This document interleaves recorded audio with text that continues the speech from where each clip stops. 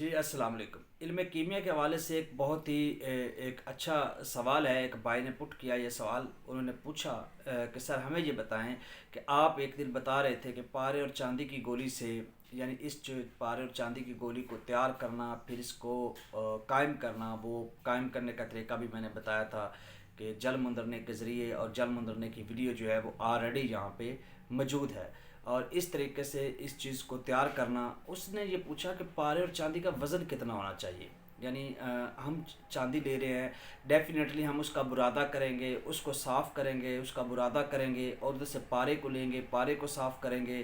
پارے کو صاف کرنے کے 3 4 طریقے ہیں، وہ بھی ویڈیو پڑی ہے، دونوں کو صاف ہونا ضروری ہے۔ اس کے بعد ہم اس کو کسی عرق میں یا سرکے میں ڈال کے ہم اس کی گولی بنائیں گے۔ تو بھائی نے پوچھا کہ اس کی شرح کتنی ہونی چاہیے، کتنا پارا ہونا چاہیے، کتنی چاندی؟ تو یہ ہم وزن ہونے چاہیے۔ اگر 5 گرام پارا ہے تو 5 گرام ہی آپ لوگوں نے لینا ہے اس کا چاندی۔ اگر 6 ہے تو یہ بھی 6 ہے، یعنی دونوں ہم وزن لے کے آپ لوگوں نے گول گولی بنانی ہے، جس کو بعد میں آپ لوگوں نے پکانا ہوتا ہے۔ تو یہ بات یاد رکھنی ہے، وزن جو ہے وہ برابر ہونا چاہیے۔ شکریہ۔